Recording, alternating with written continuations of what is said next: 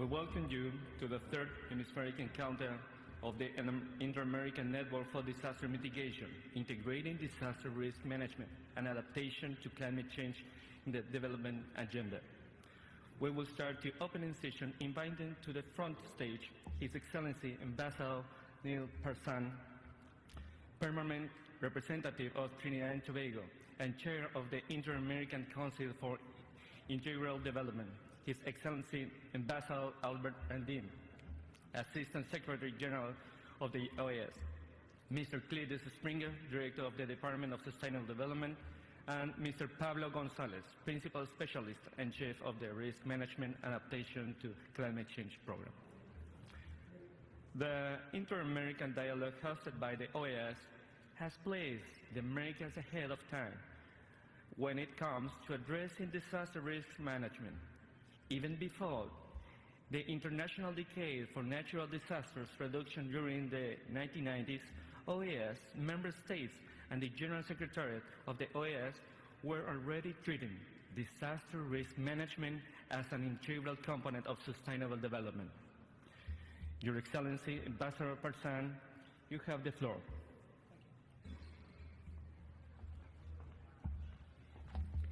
Thank you very much, Master of Ceremonies. Bonjour, boa tarde, muy buenos días a todos. Good morning, all.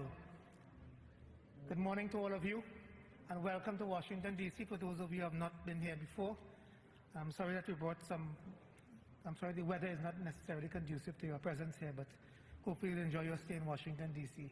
His Excellency Albert Ramden, Assistant Secretary General of the Organization of American States, permanent representatives of the OAS, Mr. Pablo Gonzalez, Principal Specialist and Chief of the Risk Management and Adaptation to Climate Change Program, Department of Sustainable Development, SEDI, here at the Organization of American States, expert panelists. May I also acknowledge the presence of Mr. Cletus Springer of the Secretariat. Ladies and gentlemen, members of the media, again, good morning. It is an honor and pleasure for me to welcome you to the third Hemispheric encounter of the Inter-American Network for Disaster Mitigation on the subject of integrating risk management and adaptation to climate change in the development agenda. I interpret your presence here in such large numbers as an indication that you share the perspectives of the Executive Secretariat for Integral Development, as well as its political arm, the Inter-American Council for Integral Development, CIDI, about the central importance of this subject in the overall context of sustainable development. Hardly a day passes by without a potent reminder from some parts of the globe about the destructive impact of disasters on lives, livelihoods, and generally on human development. The impact of one rain event that lasts for as little as an hour, or an earthquake that lasts for only a matter of seconds, can endure for a lifetime. It is now well established that the extent and duration of the impact of a disaster is a function of the level of preparedness and resilience of a community, a city, or a country. But as profound as this statement is, it is an oversimplification of the challenge itself. It masks the complexity of the many factors that are involved and the interplay between these factors. Against this background, I am pleased that today's meeting will explore in some detail the interplay between development and disasters. In particular, how development can drive disasters and how this cycle can be broken. The fact that the development process can spawn disasters should give us a reason for pause and to rethink the soundness of the policies, plans, and strategies that we design and implement in our communities and countries. I believe when the issues are probed, we will indeed find evidence of the unintended disaster-causing consequences of some of our policies, plans, and programs. We can derive no comfort or draw no comfort from the thought that such consequences are unintended, not when there are ample disaster risk proofing tools available to us. A farmer who is planting on steep slopes or within buffer zones should not be receiving fiscal incentives from the state. Instead, these incentives should be tied to his adherence to sustainable land management practices. Similarly, the tax holiday that is offered to a hotel should be tied to the extent to which it protects priceless coastal assets like coral reefs and mangroves, which help to attenuate the effects of storm surges and coastal erosion. As the title of this encounter clearly indicates, the main plank of any sustainable development strategy must be integrated development planning. In this term, integrated development planning, one can find the relevance and appeal of the Organization of American States and its Secretariat for Integral Development. As a partner, the OAS Charter contains perhaps the earliest reference to integral development and is one that is now firmly entrenched in the ideal and practice of sustainable development. The world had not come to a realization that was embraced by the OAS nearly 70 years ago, that if development is not integrated, it cannot and will not be sustainable. Permit me in closing comment on the climate change dimension of the discussions that will take place here today. Climate change is implicit in any discussion of risk. However, I believe it is important for us to remember that climate change refers to more than just the phenomena. It refers also to the impacts, and it also to the human impacts of climate change that we must adapt. Here, we have an even bigger challenge, as in most cases, we must prepare to adapt to impacts when we know little about their precise scale and/or magnitude. But as we have been told, even in the absence of precise data on climate change impacts, we can still take incisive action.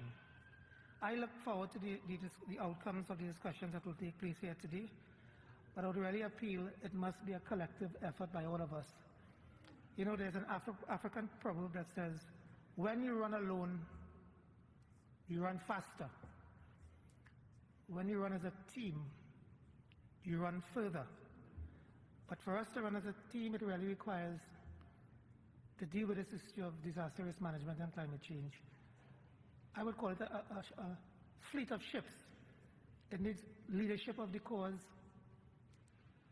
It needs kinship amongst our institutions. It needs friendship amongst our member states. And it needs ownership of the actual process. You have my pledge that the Council for Integral Development and the Executive Secretariat for Integral Development will continue to pursue all avenues to strengthen the integration of disaster risk reduction and adaptation to climate change within the Inter-American Development Agenda. Having said that, Mr. Chairman, I thank you for the opportunity and have a wonderful, productive rest of day, and I look forward to the outcomes of this meeting. Thank you very much, Chair.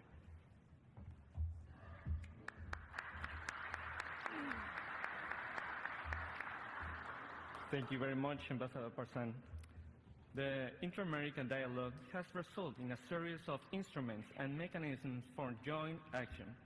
First, the 1991 Inter-American Convention to Facilitate Disaster Assistance is the only legally binding regional instrument in the world in matters of disasters.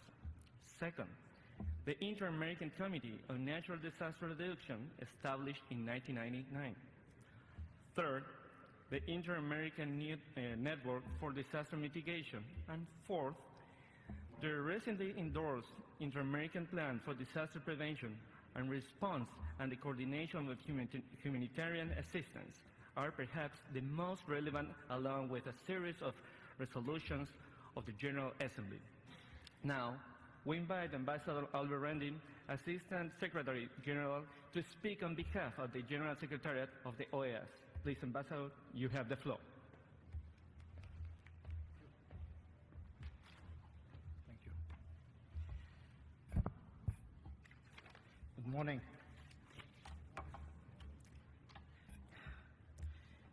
Distinguished Ambassador Neil Parson, Chairman of the Inter-American Council for Integral Development, distinguished permanent representatives and delegates of our member states, heads of national and sub-regional disaster risk management systems, our colleagues of the Organization of American States Department of Sustainable Development, and those in the Risk Management and Adaptation to Climate Change Program, Dr. Cletus Springer and Mr. Pablo Gonzalez, distinguished ladies and gentlemen. Indeed, welcome to the Hall of the Americas of the Organization of American States.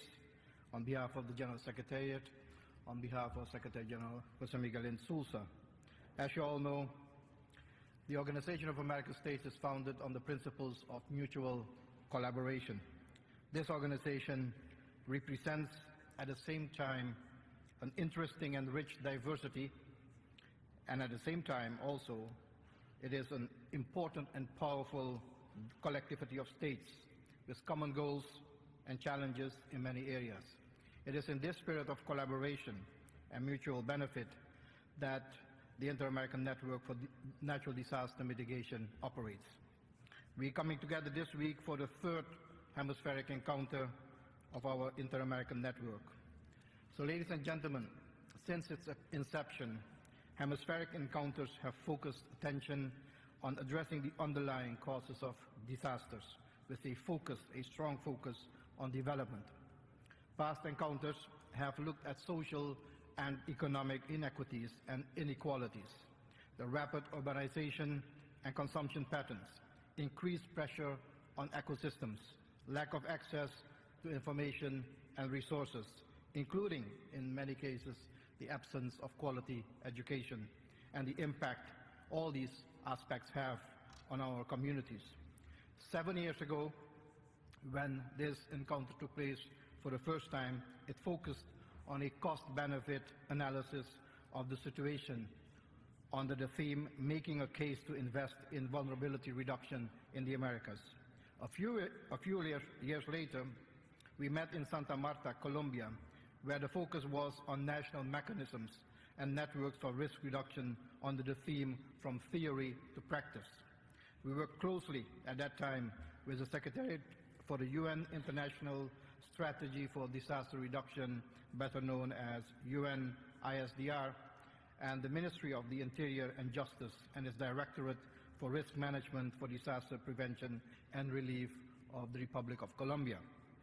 The event, the one in Santa Marta, Colombia, is still regarded by many participants, by policymakers and practitioners, as a model for practical exchanges of knowledge and information on disaster risk management, and I hope that this meeting will have the same quality. Now, today, this third hemispheric encounter is being organized with crucial support, important support from the U.S. Department of State through its permanent mission to the Organization of American States. We thank you for that.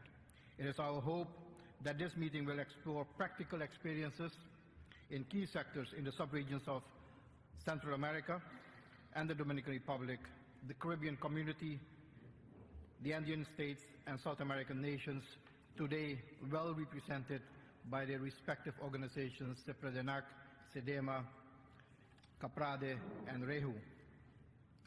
So, ladies and gentlemen, you have already heard the development aspect from the previous speaker, Ambassador Parson. We all recognize that development determines the level of occupation, the amount and kind of infrastructure, and the demand on our ecosystems.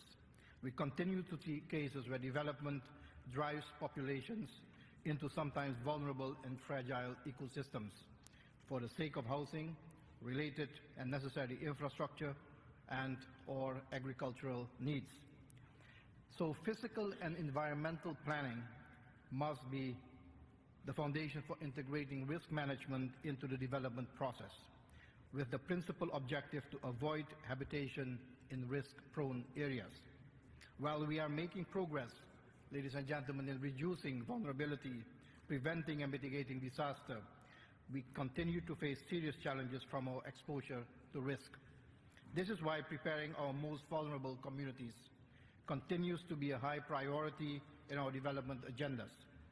Ladies and gentlemen, in my view, enacting the necessary and required legislation and regulatory framework is not enough. We must equally focus, if not more, on enforcement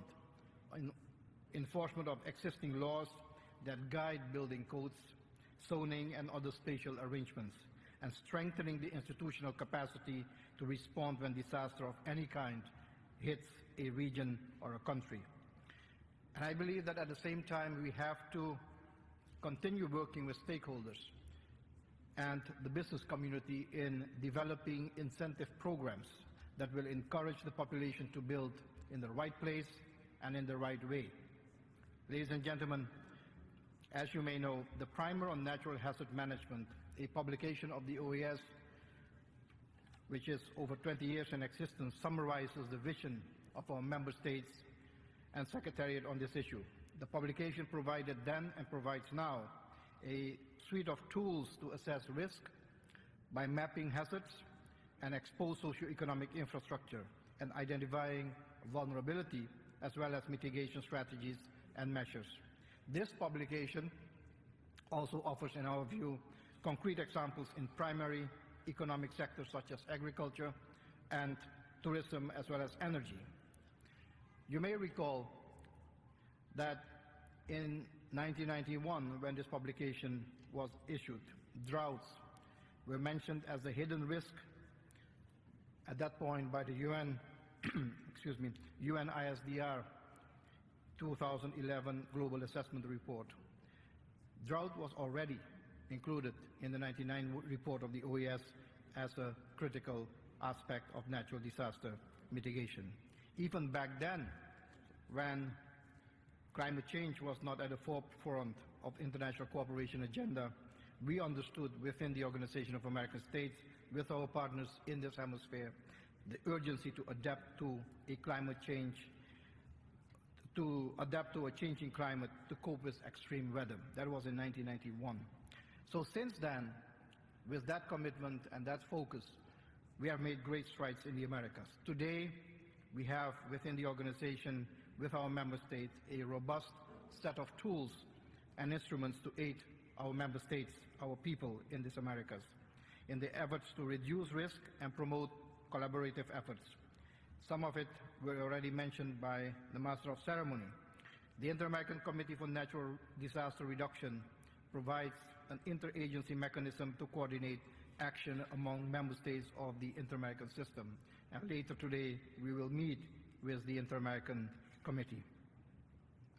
We have, of course, the Inter-American Plan for Disaster Prevention and Response and the coordination of humanitarian assistance, which provides for the strengthening of interinstitutional coordination with agencies of the UN system and international organizations. And I'm very pleased that the collaboration between the Organization of American States and the UN system has grown from strength to strength. The Inter-American Convention to Facilitate Disaster Assistance also provides our hemisphere with the only regional legally binding instrument in the world on matters of humanitarian assistance. Tomorrow we will be discussing this particular aspect of disaster risk management in collaboration with OCHA and its Secretariat for the 2016 World Humanitarian Summit, which will hold its consultation to provide inputs to that process. I must say, and repeat again, as we have done in the past, that regretfully only 6 member states of the organization have ratified this convention, and I again appeal to those member states that have not signed or ratified the convention to start this process as soon as possible to the benefit of the people of the Americas, to the benefit of the people of your countries. We have also the Inter-American Network for Disaster Mitigation, which provides for a forum to share and exchange knowledge and practical experiences so we can learn from each other and jointly work towards creating more resilient communities. And the last measure or mechanism we have in the Organization of American States is one of recent date. This year, following discussions in the Permanent Council and the proposal from the Permanent Mission of Colombia, the OAS created a group of friends on natural disaster mitigation and on climate change. This informal and consultative group meets more or less monthly, and so far we have had 2 meetings to exchange information, to share perspectives on natural disaster mitigation, the impact of climate change on natural disasters, and to discuss ways, concrete ways, to coordinate and assist member states affected by natural hazards. These are the mechanisms which are available within the Inter-American system, within the OAS, to member states. So, ladies and gentlemen, today's hemispheric encounter is integrated as a component of the preparatory process for the 3rd Inter-American meeting of ministers and high-level authorities on sustainable development, which will take place in October next year in Honduras. And we look forward to the leadership of the Permanent Mission of Honduras, as well as the Minister of Sustainable Development of Honduras in this process. It is our hope that the inputs of this hemispheric encounter will feed into that process, providing recommendations for actions to be included and adopted at the ministerial meeting. It is also our hope that this encounter will provide an opportunity to further reflect on the ongoing discussions and consultations for the post-2015 Framework for Disaster Risk Reduction of the United Nations, led by the Secretariat of UNISDR, so that we can draw recommendations towards the 2016 UN World Humanitarian Summit, which will be facilitated by OCHA. So as I close today, ladies and gentlemen, I would like to thank you all for taking this time to be here and for your willingness to share your knowledge and experience. I look forward to the perspectives and experiences of national experts on risk management, on physical and environmental planning, on risk management, especially in tourism, a critical industry in Central America and in the Caribbean, and community-centered early warning systems. These are critical areas for the formulation and implementation of public policy to advance disaster risk management as a key and integral component of sustainable development plans and programs. Ladies and gentlemen, to this end, the General Secretariat of the Organization of American States has been working on disaster risk management for the last 30 years as a key component of its development programs and projects. We have supported and will continue to support the efforts of member states in addressing the root causes of natural disasters and promoting risk reduction and risk mitigation efforts. So all I can say finally is to wish you a productive meeting, and I hope we can continue to work with all of you in the months to come in identifying and developing cooperation initiatives to the benefit of all our vulnerable communities and the people of the Americas. And thank you very much.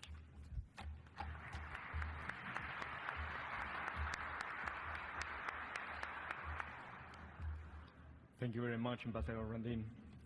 Strong and sound democratic institutions provide for good governance in the decision-making processes to reduce vulnerability, prevent and mitigate disasters, and prepare and respond in cases of complex emergencies. Observance of human rights for all and public security are basic conditions to create resilient societies. And the OAS is best suited and placed to address these critical issues as they lie of the 4 pillars of its charter and its new vision. Now, we invite Pablo Gonzalez to the podium to go over the program and provide some background and context of this important event. Please, Pablo. Good morning, everyone. I will switch to Spanish, so those who need interpretation, grab the headphones.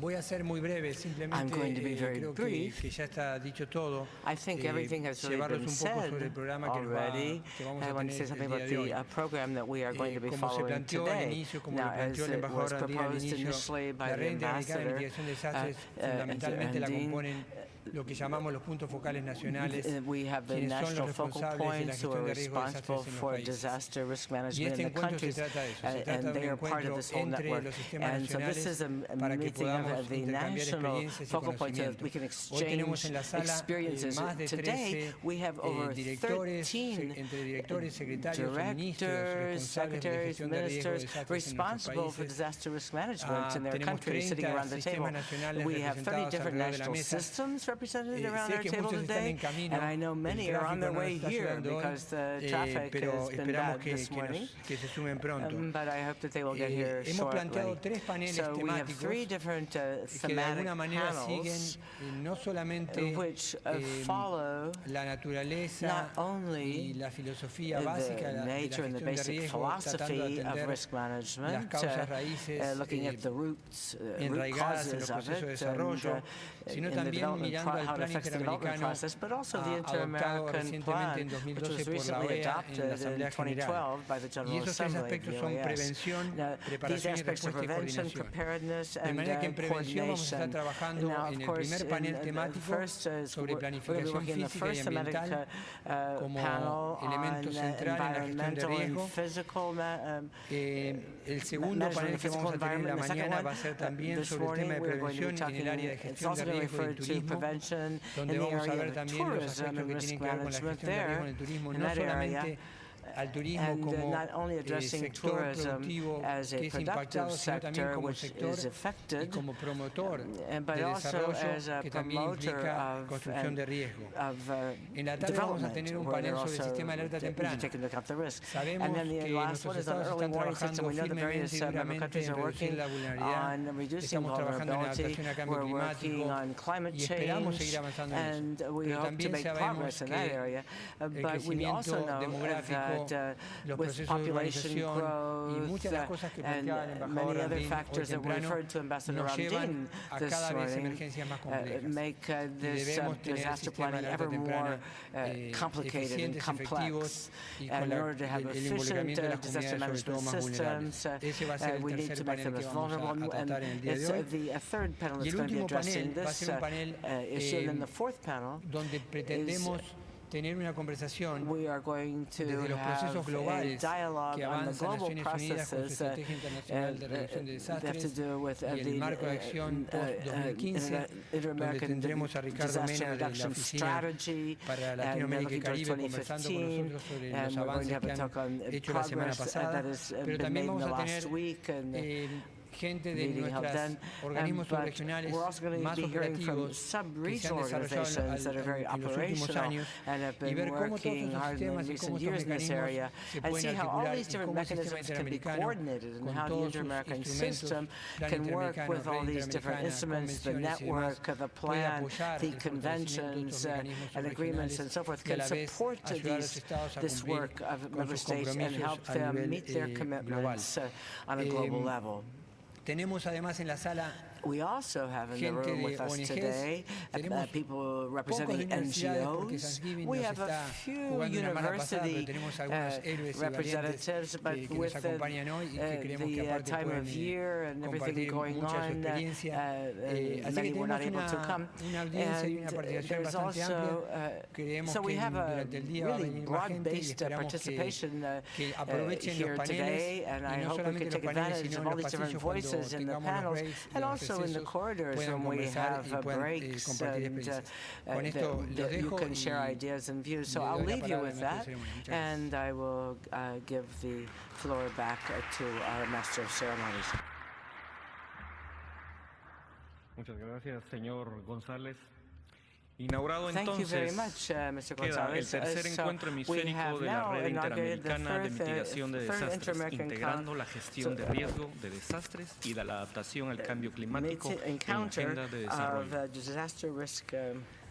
Agradecemos a los señores Network. embajadores Neil Parsan, Albert I would Randin, like to name como así también a los Ambassador señores Randin, Cletus Springer y Ambassador Pablo Parsan, González por and Pablo acompañarnos. González and Muchas Mr. Springer, gracias. thank all of them for accompanying us and being here with us this morning.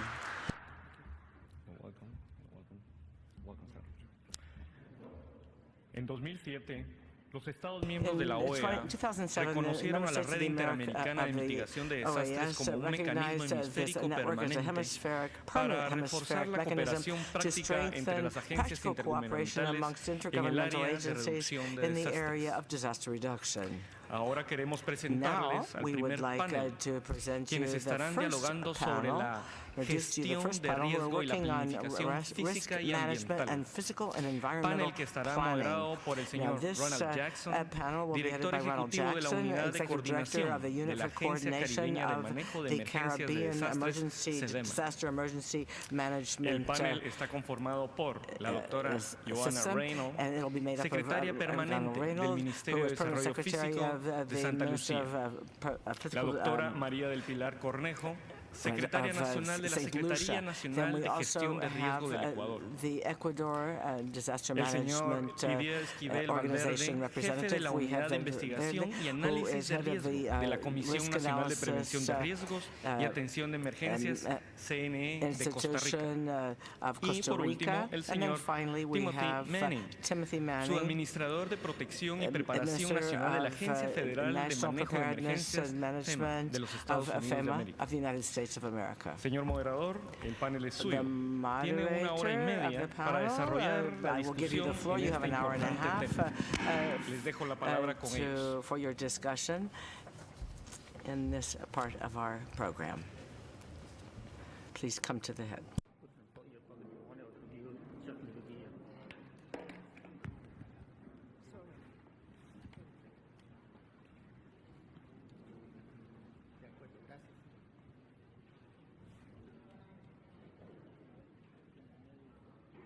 Am I speaking from here or there?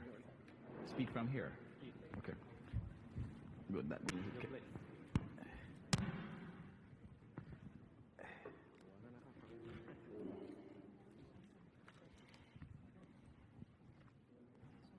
I check one, two.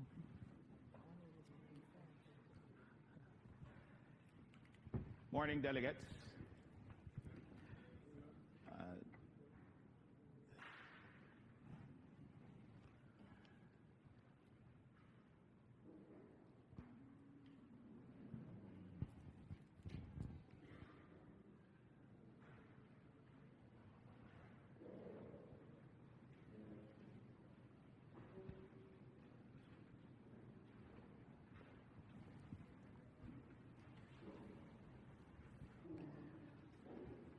Good morning. My name is Ronald Jackson, and I want to say how happy I am myself as an urban planner to be moderating the first expert panel on risk management and physical and environmental planning.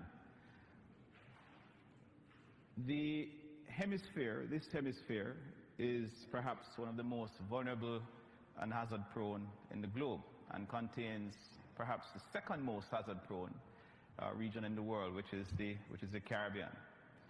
It is well established that disasters can undermine sustainable development, and this is particularly so in the Caribbean and the broader LAC region on a whole. Many of our countries have very high risk exposures to hazards, as well as very vulnerable economies, most of which is based on environmental goods and services. Additionally, much of our development in the region to date has been unplanned, resulting in a high level of risk associated with much of our socio-economic infrastructure. Further, inappropriate development can undermine the health of our natural ecosystems, leading to a higher level of vulnerability and hazard events. In fact, it undermines our efforts towards achieving risk resilience. According to the Global Assessment Report, massive investments in infrastructure, housing, and urban development have accompanied economic growth, but have also generated new and extensive disaster risks that have eroded both infrastructure and the welfare of the people within our region. It should be noted that in the Caribbean in particular, frequent impacts of relatively small events are common and are a constraint to development. In fact, cumulatively, they have sought to erode economic growth and prosperity within these countries within the region.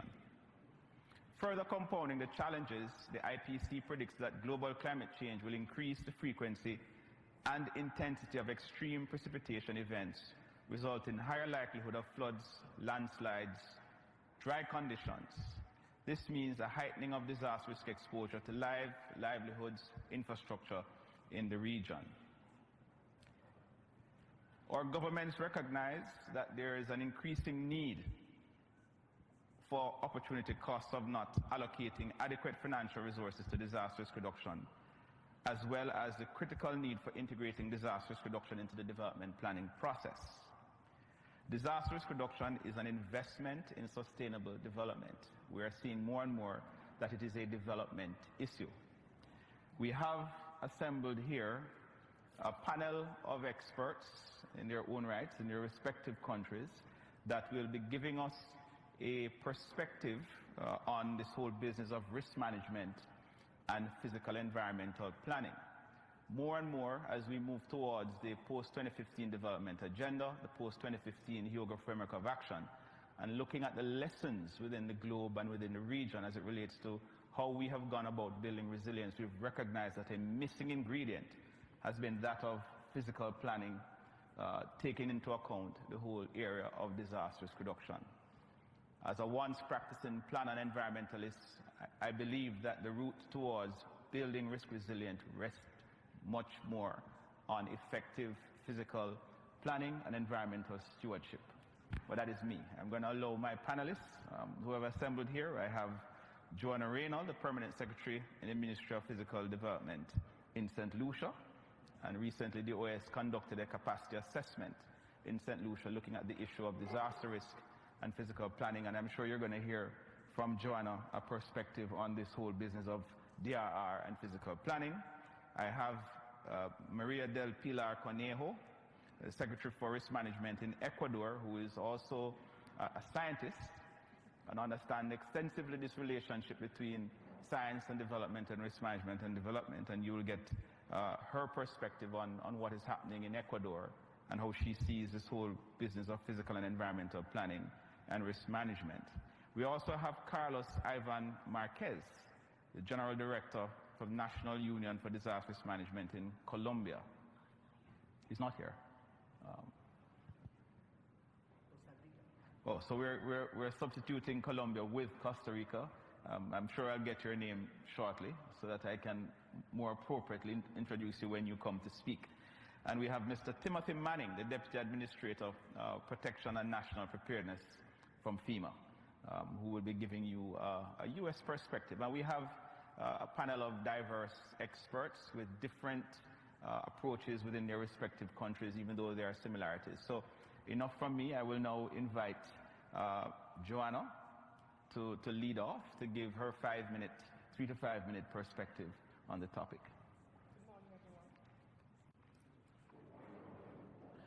In the Caribbean, we recognize that the issues relating to disaster risk management are broader than the challenges that present themselves during the hurricane season. Say 2 or more decades ago, our concerns were mainly about the impacts of hurricanes. Now, the region has recognized that they have to contend with other types of disaster, natural disaster. For example, the frequency and the severity of flooding events caused by climate variability, volcanic eruptions, and you would know of the continued eruption of Soufriere Hills volcano in Montserrat, and the probability of tsunamis associated with eruption of Jenny, in the Caribbean Sea. Given the vulnerability of the Caribbean region, and given that in a business-like usual scenario, global climate change will compound such vulnerabilities, exposing lives, economies, jobs, social and economic infrastructure, and ecosystems to even higher risks. Disaster risk management, therefore, offers a platform which, if fully integrated in the development planning process, can help to build the resilience of the region to natural disasters. We are also mindful that the potential of natural disasters can impede development in the Caribbean. And when we look at the fact that most of our economies are based on tourism, with tourism being the single largest contributor to the gross domestic product, the region clearly is extremely vulnerable to the aforementioned events, or even to the mere threat of such events. The governments of the region are fully cognizant of the linkages between development planning and disaster risk management, and the contributions that sound physical planning can make in reducing the negative impacts on development and the threats to natural disaster. Governments in the region have thus taken a proactive and progressive steps to build capacity for sound physical planning and disaster risk management through the adoption of regional approaches to risk management. For example, St. Lucia and the rest of the Caribbean have at their disposal a number of agencies whose mandate is to build capacity in the region. We're referring to agencies like SEDIMA, the Caribbean Catastrophic Risk Insurance Facility, and the Disaster Risk Reduction Center associated with the University of the West Indies. Like many Caribbean islands, St. Lucia is constrained in terms of the speed and the comprehensiveness with which they can approach reforms in the area of disaster risk management. Constraints are primarily associated with limitations associated with financing for instituting the reform initiatives. And when I speak to reform initiatives, I'm talking, for example, modernization of legislation, human and institutional capacity building.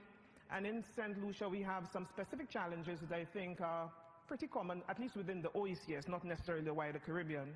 The absence of regulations to support physical planning acts, the absence of building codes or building codes that are in draft but not yet enacted or brought into force, limited financing for formulation of policies and preparation of tools and instruments that would be required to strengthen the physical planning framework. And in St. Lucia, one of our key challenges is the absence of a physical development plan to support the work that we do in planning. Also, we have deficiencies in terms of training for staff in the core planning disciplines, and we have a focus primarily on development control and not so much on forward planning. So in closing, given the challenges that have been outlined, what the region wants is for increased and sustained support from the international community with building community and national level resilience to disasters. Thank you. Very much, Joanna.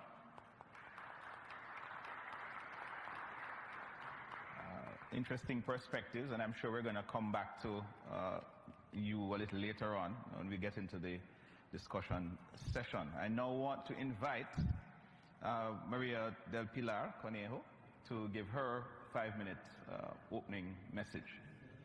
Thank you, Ronald. Good morning to everybody. Before we enter into the matters that we have, I'm going to say this in English, later in Spanish. Today is the International Day Against Violence Against Women. So I think it's an important day that here we are two panelists and that this is an important issue when we have disasters. Buenos días con todos. En el caso de Ecuador ha sido muy importante desde el 2008 con nuestra nueva constitución, el que se incluya la gestión de riesgos como una política de Estado. En el caso de Ecuador, nosotros trabajamos de manera transversal con todos los demás sectores.